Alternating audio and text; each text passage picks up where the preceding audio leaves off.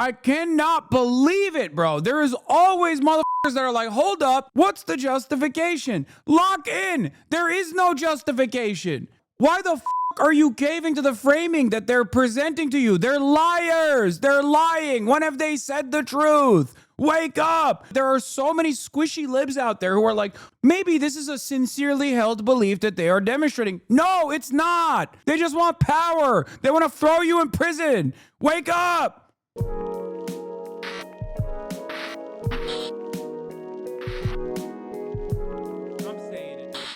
Let's get back to Donald Trump now. Renewed his call to pull the broadcast license of television stations that broadcast criticisms of him. This week, ABC suspended Jimmy Kimmel indefinitely after the late-night host commented on the assassination of conservative activist Charlie Kirk. Kimmel has not commented publicly, and his future at the network is up in the air. But on Friday, workers were seen loading trucks outside the Hollywood theater where Kimmel's show has been produced since 2003. As Nancy Cordes reports, his suspension has sparked a debate over free speech that's stretching far beyond the late-night world. Now bring Jimmy back! Now bring Jimmy back! With Jimmy Kimmel off the air for a third straight day, the fallout is growing. Film and TV writers protested outside ABC headquarters in New York, even as President Trump warned he may go after other networks next. The newscasts are against me. The stories are they said 97% bad. So they gave me 97. They'll take a great story and they'll make it bad. See, I think that's really illegal, personally. Kimmel's late-night counterparts rallied to his defense and engaged in some mocking self-censorship. President Trump just wrapped up his 3-day trip to the UK, and he looked incredibly handsome. On Friday, Michael Eisner, the former CEO of ABC's parent company Disney, slammed his successors, posting, "Where has all the leadership gone? Who will step up for the First Amendment?" Disney suspended Jimmy Kimmel Live on Wednesday for these remarks. We hit some new lows over the weekend with the MAGA gang desperately trying to characterize this kid who murdered Charlie Kirk as anything other than one of them and doing everything they can to score political points from it. The suspension came just hours after Trump's FCC chair, Brendan Carr, appeared to threaten to hold up a major affiliate deal over Kimmel's comments. We can do this the easy way or the hard way. Texas Republican Senator Ted Cruz called Carr's warning, quote, dangerous as hell. That's right out of Goodfellas. That's right out of a mafioso coming into a bar going, nice bar you have here. It'd be a shame if something happened to it. But other conservatives argued Kimmel had it coming. I don't feel sorry for him at all, and I think that Disney did the right thing. Trump's distaste for Josh Kimmel's Hawley. brand of comedy dates back years. Well, Jimmy Kimmel's a loser. Trump has slammed him on social. Right populism hasn't been tried yet. It's going to work this time, okay? That's a real populist man. He's really got his ear to the ground, you know? That's what a working man cares about. Cutting Medicaid in his state and to the tune of $800 billion at the national level, and also complaining about Jimmy Kimmel. Hell yeah, brother. You did it, dude. I love how much of a populist that guy is. Social media at least 16 times since 2020. Thank you, President Trump. Thank you for watching. I'm surprised you're still, isn't it past your jail time? For CBS Saturday Morning, I'm Nancy Cordes in Washington. In these very troubling times, we hear a lot of talk about freedom. So let's say a word about freedom. We now have a president of the United States who just the other day said, and I quote, I have read someplace that the networks were 97% against me. I would think maybe their license should be taken away, end of quote. Really? Mr. President, that's not freedom. That's authoritarianism. Last I heard, under our Constitution, which you swore to uphold, the American people are allowed to criticize the president. The media is allowed to criticize the president or anybody else. We now have a Trump-appointed Federal Communications Commissioner, FCC, named Mr. Carr, who celebrated getting Jimmy Kimmel taken off the air. and then threaten other shows saying, we're not done yet. Hey, Mr. Carr, that's not freedom. That's precisely what happens in authoritarian societies. So let us be honest, let's be clear about what is going on. Trump has sued and tried to intimidate ABC, CBS, the Associated Press, PBS, cut their funding, NPR, cut their funding, anybody who covers him critically. And just the other day, he filed a $15 billion lawsuit against the New York Times. They got Stephen Colbert off the air. They got Jimmy Kimmel off the air. And we are seeing Trump's friends now take over CBS and maybe CNN. Freedom of the press and our First Amendment is... The only thing, didn't Kimmel, dude, shut up. No, he didn't. And even if he did, it doesn't matter. Not only did he not do that, he described objectively what the right did, which is spend every waking moment trying to put distance between themselves and the shooter, saying that the shooter is anybody but their guy. This is true, okay? But also, even if he was literally saying like he was MAGA, he's MAGA, he loves MAGA.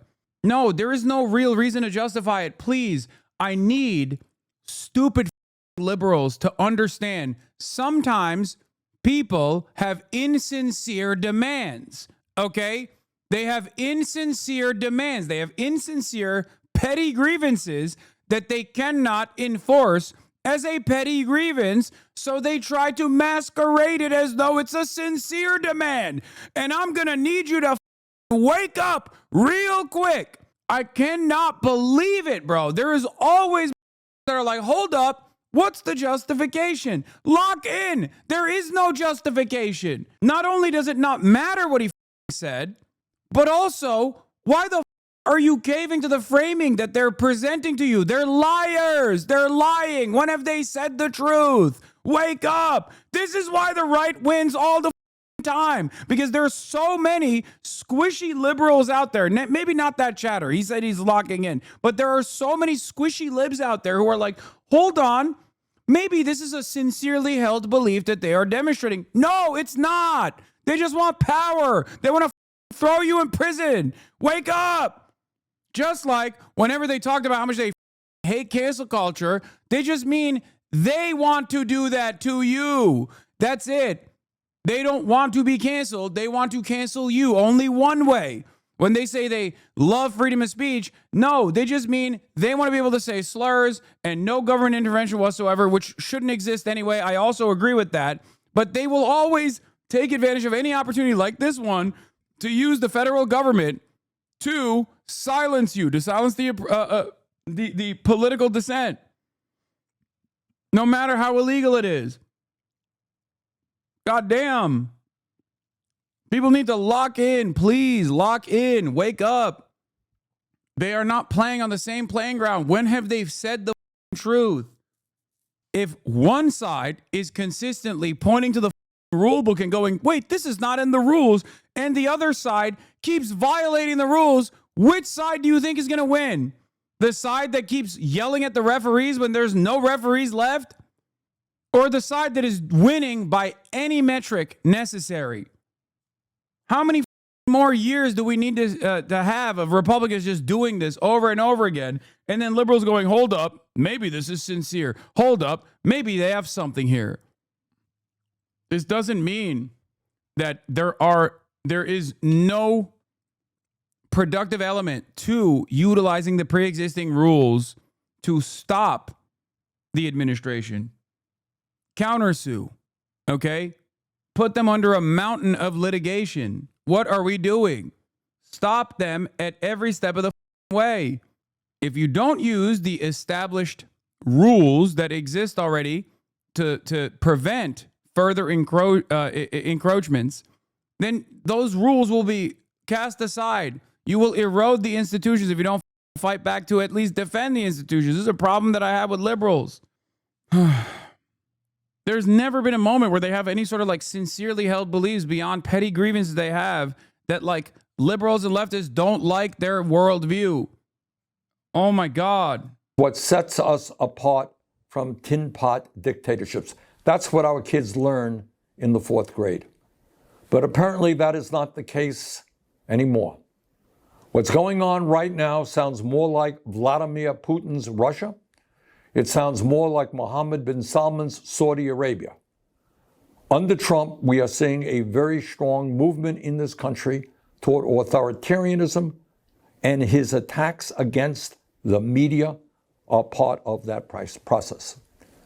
So, let me make a simple request of my Republican colleagues. If you don't have the guts to stand up to Donald Trump and defend the Constitution of the United States of America, please just stop using the word freedom. Freedom is not just saying nice things or agreeing with those in power. Freedom is not just flattering the President of the United States and telling them how great he is. Freedom is the right to express your point of view, no matter what that may be, without government interference. Maybe what you're saying is right. Maybe what you're saying is wrong. Maybe what you're saying is brilliant. Maybe what you're saying is dumb. But in the United States of America, what our Constitution is about is having the right to say it. And we must not allow anybody to take away that basic freedom, that most important freedom, away from us. There is a reason why freedom of speech is the First Amendment to our Constitution, not the 5th, not the 10th. It is the First Amendment because the founders of this country, correctly, in their wisdom, knew that you cannot maintain a free society without the right to speak openly without fear of intimidation. That's what they understood then. It was true then. It is true today. So let me conclude by saying this. I don't care what your political point of view is. If you're a progressive, great. If you're a moderate, great. If you're a conservative, great. You're a Democrat, you're a Republican, you're independent. It doesn't matter what your political point of view may be. This is the moment, no matter what our politics may be, for us to stand together and protect our Constitution and the fundamental freedoms that make us a great country. Thank you all very much.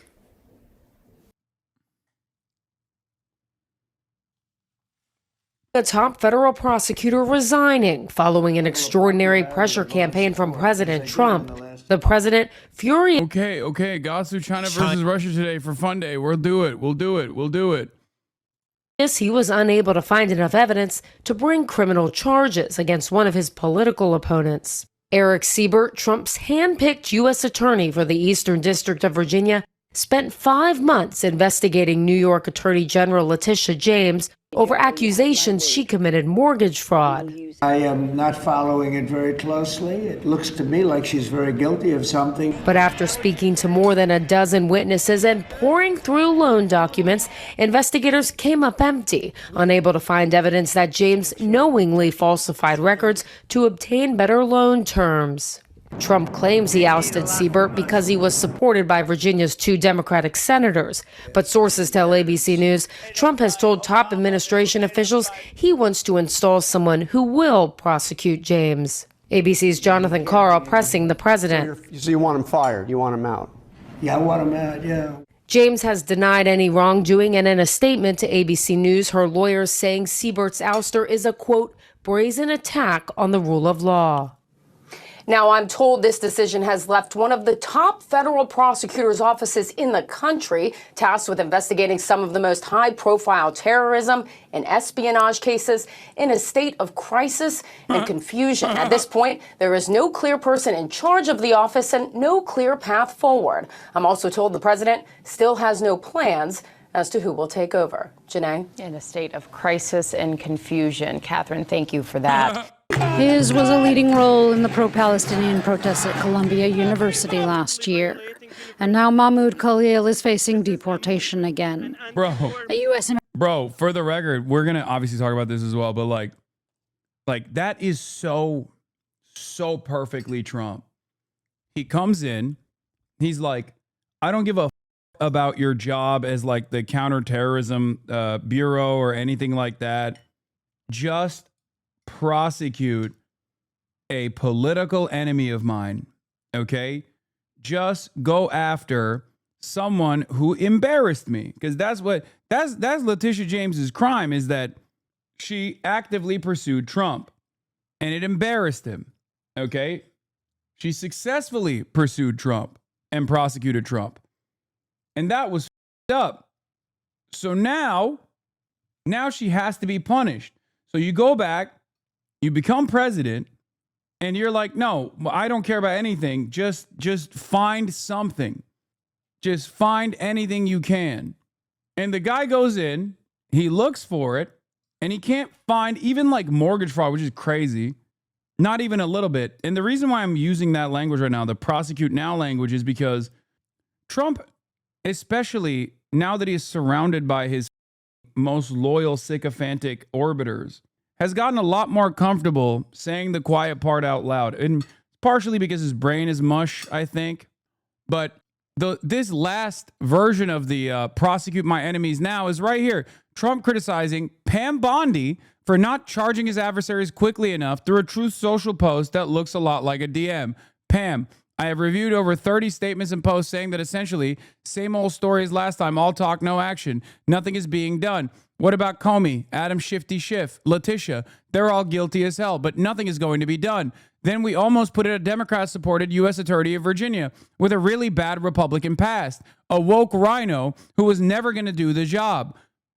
That's why two of the worst Dem senators pushed him so hard. He even lied to me. He even lied to the media and said he quit and that we had no case. No, I fired him, and there is a great case, and many layers and legal pundits say so. I mean, I think he means lawyers.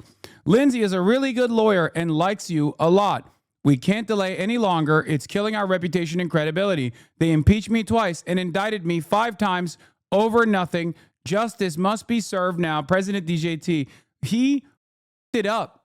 He was so horny to get this out that he like misspelled and stuff, which is crazy. Go ahead, guys. Tell me how there must be like some sincere request here. Maybe Trump, the real estate developer, actually cares about mortgage fraud quite a bit. Yeah, he really hates. He especially hates mortgage fraud. As a real estate developer, he would never entertain that. That's what it must be, right? He hates it.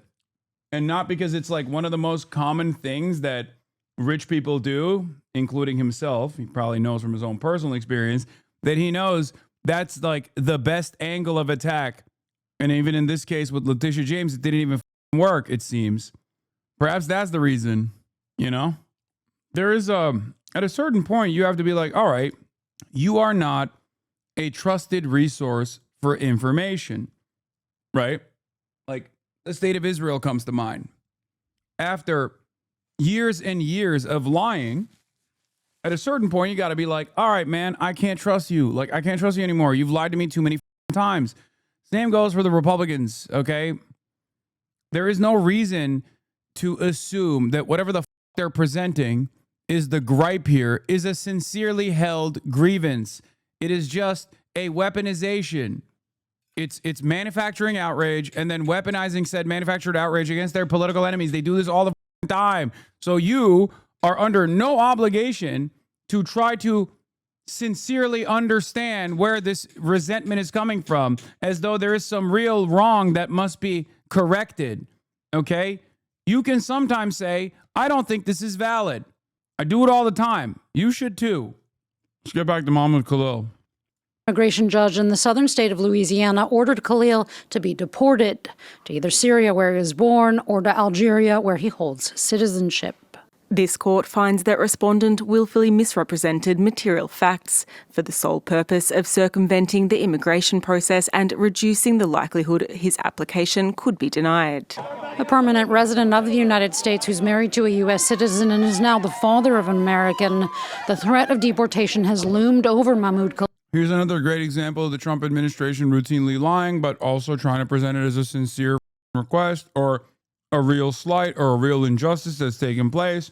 When Mahmoud Khalil was detained for deportation, they didn't even know he had a green card. They thought he was on a student visa. They didn't know he had a green card. They didn't know he was married to an American citizen with a child on the way. They thought he was just on a student visa and they could just quickly write off his student visa. For what? For the crime of doing what? Criticizing Israel. They lied and lied and lied every step of the process. And now they are adding more post hoc rationalizations and post hoc justifications as to why they must deport him. The post hoc justification here is, oh, he lied on his application. You are under no obligation to take this seriously. You can look at this as an indecent lie that was tacked on after the fact, because the goal here is to punish people for being anti-Israel. That's it. Khalil since last March. You're going to be under arrest. When federal police arrested him and sought to deport him. He spent over 100 days in jail as part of the Trump administration's wider crackdown on pro-Palestinian activism on college campuses. While in detention, Khalil missed the birth of his son. He was released last June after a New Jersey judge said his detention was unconstitutional. Now facing deportation again, Khalil said his right to free speech is being infringed upon once again. It is no surprise that the Trump administration continues to retaliate against me for my exercise of free speech. Their latest attempt, through a kangaroo immigration court, exposes their true colors once again. ACLU lawyers for Khalil said in a legal petition that they are appealing. The wider free speech implications of his case are also slated to be examined by a federal court in New Jersey.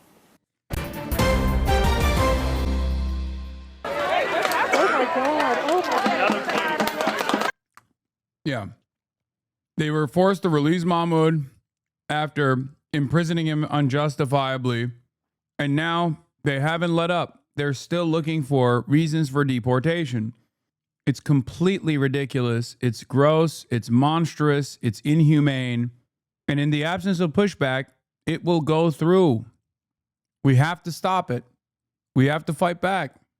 Everything that you hold near and dear will be taken from you by this admin, okay? If you don't do something and you just sit there and watch from the sidelines, eventually when they're done with Mahmoud Khalil, they'll come for you. Mahmoud Khalil has been doing politics the right way by exercising and defending free speech rights and having public policy debates on campus with a hostile public. His reward hasn't been hagiography. It's months of unlawful attention and retaliatory threats of deportation. Look, there's still, like, as a foreigner, he doesn't have the same rights as Americans. He could go to Algeria, say anything he wants. He does. He literally does. You do not know the Constitution. What is this? We got to figure out how to win Joe Manchin back. Of the Democratic Party seems to be going the way of the Democratic Socialist Party. That's a different party. Bernie Sanders always said, I'm not a Democrat. I'm a Democrat. Exactly right. A Democrat socialist. I caucus with the Democrats, he said. He ran as a Democrat, but he's a Democratic socialist. Now, Mandami in New York, he is a Democratic socialist also, not a Democrat per se. We only have two parties, so you get in that bit. But here's what you have. I'm just asked. Could I ask the question? Yes. Is this where the Democratic Party is going? Is the whole Democratic Party going to be the Democratic Socialist Party? No. First of all, we are a long way away from 2028. We are not at 2026. We have not had any party primaries. Okay. We are talking about two people who have very compelling messaging strategies and have gotten rightfully a lot of attention for them. But don't think that defines the Democratic Party, which, by the way, is at this point the pro-democracy party. It is a tent big enough. It is a tent big enough to have Liz Cheney and AOC. That is an unwieldy tent. It is very, very, very big. And part of the problem is the Democrats. Bro, what are we? Like, it's okay. It's okay to not have Liz Cheney in the tent unless she's preaching the gospel of socialism, okay? Even then it's okay. Because she has no motion. She has no motion. Who you align yourselves with and who you position yourselves against matter when it comes to branding, and it certainly matters when it comes to elections. if you are obeying in advance, or if you are bringing on Liz Cheney without even demanding any concessions from her, then you align with her. It's that simple.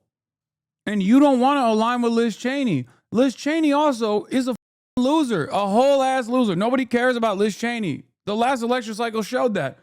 The only people that care about Liz Cheney hate Liz Cheney. And we're like, Liz Cheney and the Democratic Party. I don't want nothing to do with this.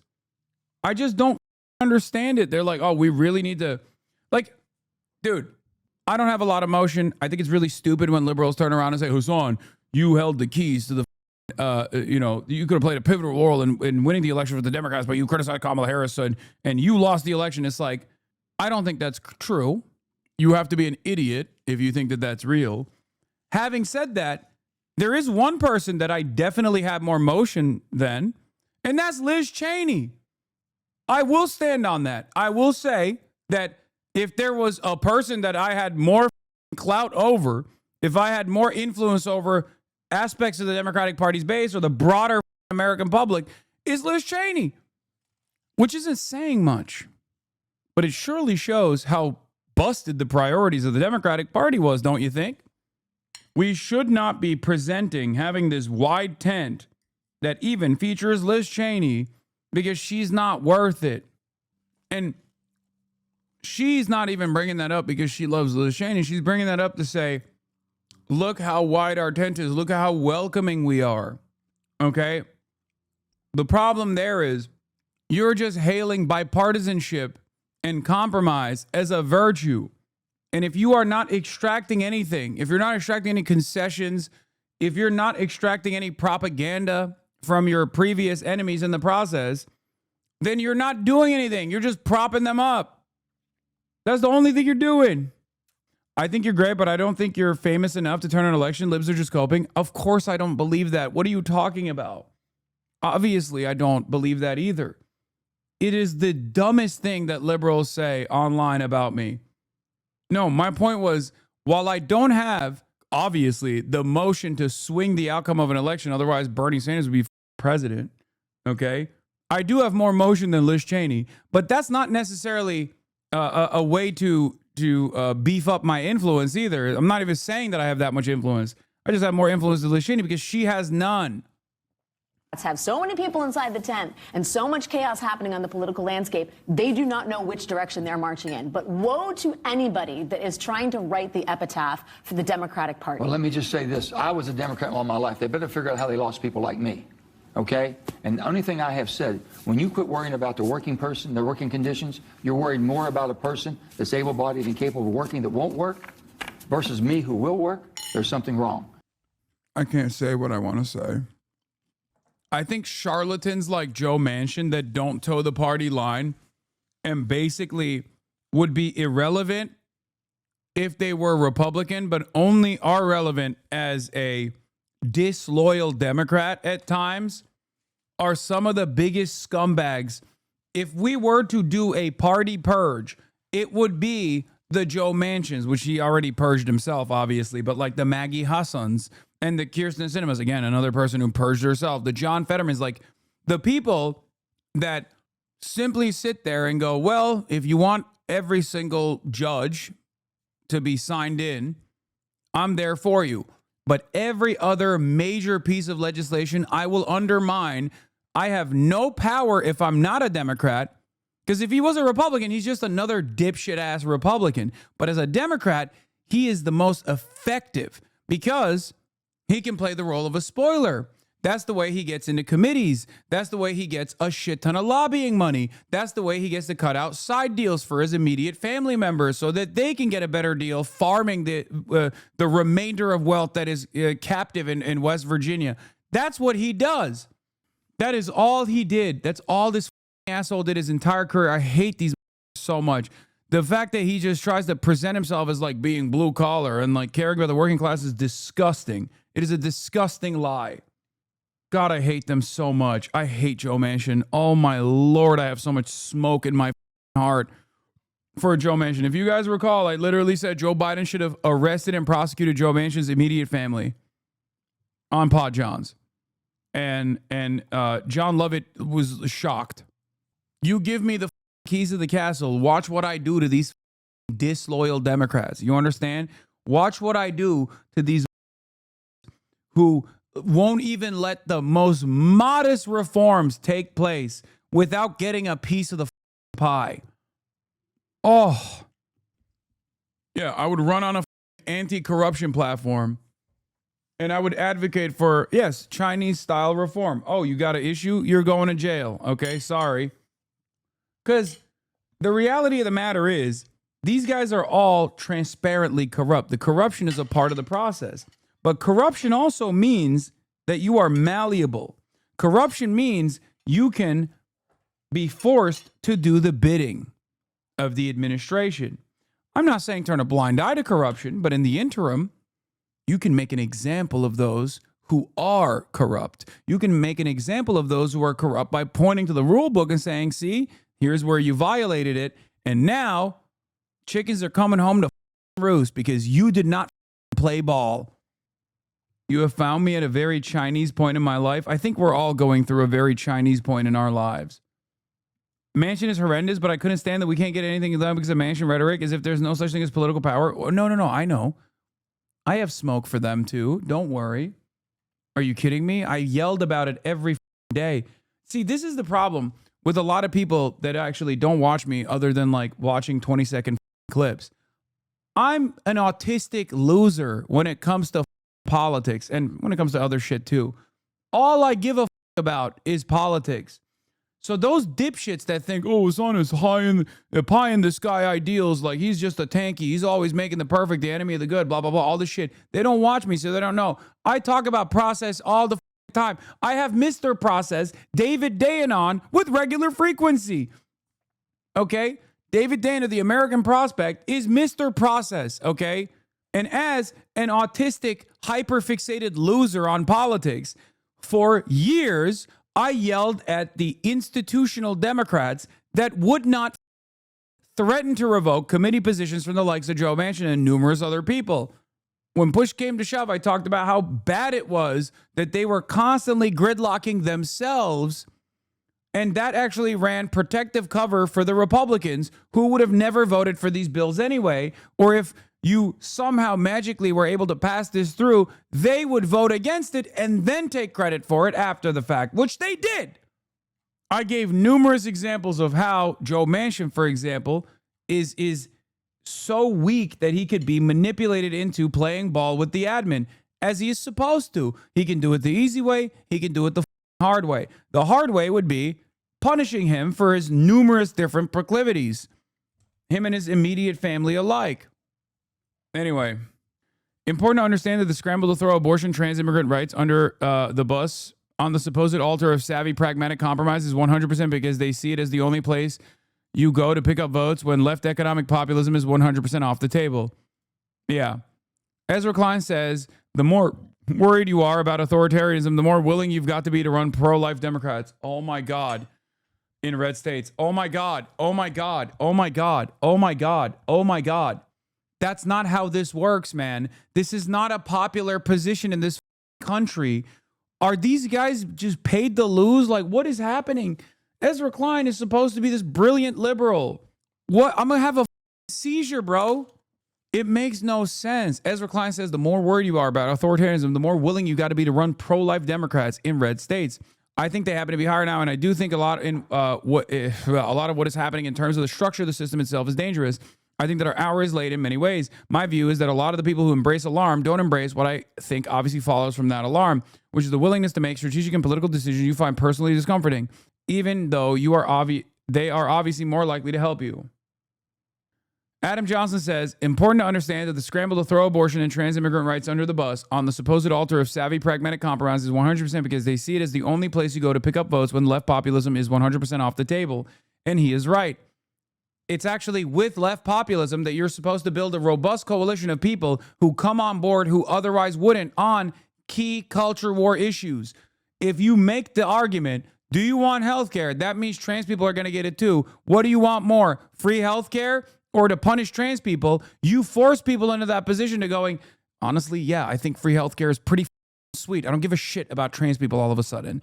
That's the point. That's how you build a broad coalition on class first politics. The problem is liberals don't want to do that. Liberals want to engage in uneven grounds on every single issue because the culture war is designed to be inherently reactionary. So if you are playing in their playing field, you are destined to lose. And these guys also openly don't mind lying. So even if you're playing in their field, you could at the very least try to engage in counter messaging, talk about how racist and pieces of shit they are, talk about the humanity of the immigrant neighbors that we have, talk about the much better pathway to solve this problem that many Americans actually think is better, like mass amnesty, conditional amnesty, right? Meanwhile, they are abiding by a position that doesn't exist. There is no pro-life Democrat. A pro-life Democrat is going to lose votes because there are a lot of pro-choice Democrats that are not going to want to vote for that guy. Because they're going to be like, ew, what? Why is this the guy I'm voting for? And they're not going to win a single Republican because they're pro-life. If you're pro-life, you are already significantly more mentally ill than the average American. You are at the heart of the Republican Party's core base of support. You are one of the most insane people on the planet. This doesn't mean that you think abortion is murder, but you also think that the government shouldn't intervene in this. If you feel that way, then congratulations. A lot of people feel that way, okay? They vote Democrat. But what I'm talking about is people who vote on behalf of the abortion is murder, so we need to combat it party. They're not voting for the Democrats. They're going to say you're a gay libtard, and they're going to go vote for the pro-life Republican instead. Shut the up. This is how Kamala Harris lost. Why? If you're a Republican, why would you want a diet version, dude? Why wouldn't you want the full-strength soda? You are much more willing to compromise with your side of the ideological spectrum than go to the opposition side. The irony, of course, is yes, they would most likely win over Republicans, just like Zohran Mamdani did, if they were to do broad, sweeping economic reforms, an anti-corruption campaign that focuses on punishing the wealthy, focuses on extracting these resources back, clawing them back from the hands of the select few in society, back to a more equitable outcome for all Americans. You run on that shit. Republicans are going to be like, you know what? This is a different kind of Democrat. Maybe not as gay and libtarded as I previously thought. I might vote for this, even though he wants gay people to have health care and trans people to have health care too. This is why there's been such a push lately to create space for taking on woke sacred cows, Abundance, Searchlight, Newsom. They're trying to reconstruct 1990s Clintonism of culture issue triangulation and corporatism because everything is up for debate for corporatism. This is one of the few instances where I actually slightly disagree with Adam Johnson because that never went away. Okay? That never truly went away. That was always the beating heart of the Democratic Party. Okay? But because they respond to like broad public sentiment shifts, like the only thing that changed and made society a little bit more woke, I guess, was in the Obama era with Obergefell, right? Like outside of that, they still immediately were like, maybe we went a little too far. Let's scale it back. There's an obvious path for Dems to win back the working class, but Shore's poll-tested faux populist rhetorical box-checking notwithstanding, it's off the table for places like CAP, Center for American Progress, majority Democrats pack, big donors because it would radically undermine the way they all get rich. And pussy too. Yeah.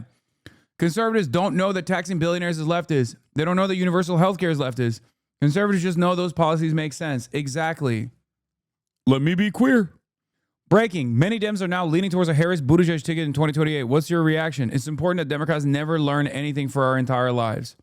It's so funny because they performed spectacularly poorly in the 2020 primaries. God, we are a party of losers, bro. The Democrats are such losers. When I say we, I mean like the broad left, all the way ranging from like blue dog Democrats and establishment Democrats down to like Maoist third worldists, like this broad anti-Trump coalition of people that are aligned being to and want to resist against like the fascist encroachment in this country, is unfortunately only represented at the political level by some of the stupidest losers of all time, some of the biggest losers. Oh my God, Lenin would be disgusted. Lenin would spit on us. He would. God, I hate this shit. It's just the reason why it always feels like there is no positive solution here is because we don't have any good leadership, man. We don't have any leadership whatsoever. Abortion rights are beating Kamala in every single state that voted on them. Progressive policies aren't electable. Unpopular Democrat politicians are. But yeah, ask Ezra. Real centrism hasn't been tried, guys. Okay? Real centrist liberalism hasn't been tried. If we just slap on a new patina to it, call it abundance, we can do it. Okay? We can do it. How can you look at this and see it as anything but a controlled opposition party at that point? I'm sorry. It truly feels to me like billionaires are farming these different initiatives on the Democratic Party to ensure that Republicans, whenever they're in charge, deregulate and cut tax for the wealthy. And then Democrats rarely ever present an alternative to that. And when they actually do win power somehow, because the Republicans suck ass, okay, when they come into power, God forbid, they claw back any of those deregulatory aspects of the economy. Holy Today, I went to Democrat Representative Tim Kennedy's campaign volunteer meeting. It was shocking how much progressive language there was on their campaign flyers about billionaires and oligarchy. But when JVP put his feet to the fire about going to Israel 2 months ago, he could not call it a genocide and lost the room entirely. Everyone was screaming at him. Yes, Israel in this regard, by the way, is the perfect way to communicate earnesty. Okay, that's it. For many Americans, obviously, for many Americans of good conscience, Israel is a very important issue. But outside of that, even for people in the margins who think like, oh, this is really up, Israel is the best way to show that you are earnest, to show that you are honest, to show that you are unyielding, you are uncompromising. It automatically classifies you as a different kind of politician. Lenin warned us. Oh, I know exactly what this is. Yep. My goat, Patrick Stewart, as Lenin. Could get help from one of the groups in the liberal movement. No. Don't trust the liberals. They will betray you. Lenin. Don't worry. On Tuesday, it's all over. Christian Talk thinks the rapture is happening on Tuesday, by the way. Oh, my God. Imagine. Looks like leadership will be AOC in 2028. Cooked. Dog, I'm going to keep it $1.50 with you. Okay? For all of the issues, this is an endlessly better alternative than any other thing that you could present for the Democratic Party's future. Okay? I just hope that she is way more unyielding if this were to happen. She needs to be uncompromising. She needs to be unyielding. She needs to be a real fighter. Like no triangulations. You can stand on the issues that you care about in the same way that Bernie did, right? Nearest Cope on this is a fundamental misunderstanding of what makes economic populists popular. Expand intent with economic populism. It will require you to turn against your corporate donors. Economic populism is good, but you should also acknowledge working class voters are not as a whole left on cultural issues. Senator Sanders has. Dude, these guys don't understand. The argument is you give voters things, okay? You give voters something that they want. Right now, you're giving them nothing that they want. And also on top of that, presenting a unfavorable position on culture war issues that they either don't give a shit about, so you look like a fool, or they actively despise because they're insanely bigoted and they'll never vote for you anyway. Okay? If you offer them a carrot, then they're way more willing to look the other way about the trans shit. I'm so certain of this. I'm so certain of this, dude. I promise. Like, I'll give you an example. Do I believe that there are people who might not be like super on board with Zoran's version of being on that Israel tip? Okay. Do I believe that there are people out there in New York City that might not fully agree with what Zoran thinks about Israel? Absolutely. But those people, you know what they want? Fast and free buses, for sure. So they make that calculation. Democrats demand loyalty without any assurances that they'll do right by their voters. It's so stupid. The idea that Republicans win because they have tremendous loyalty that they've generated from their base without giving them any treats is idiotic. Republicans are able to give their base treats all the time. They literally will withstand political and social punishments as a consequence of this. Look no further than the 40-year project to literally overturn Roe v. Wade, which was an established super precedent. Okay? That was a gift. That was a present to their most loyal fans. Okay? Because they reward that loyalty. The reason why Republicans got so mad about the Jeffrey Epstein stuff is because for the first time ever on a culture war related issue, the Republicans said, no, you're not getting this actually. Better things are not possible for you. Something that we promise you we're not going to give. They were like shocked. They were like, what? What's going on here? It was a confusing moment for many of them. They do that. And because they do that successfully, then their voters will forget about how they didn't actually fix the prices at all. Liberals don't want to give any treats whatsoever to the base. Kamala Harris says she called Gavin Newsom for an endorsement after Biden's exit, but he brushed her off with a short text. Governor Newsom replied, hiking, will call back, and never followed up. Oh, that's... God damn, he is so gruesome. Oh, my God. That's because him and Nancy did not want Kamala Harris to be the replacement. That's why. Hasan Reaction is one of the best ones in the React channel.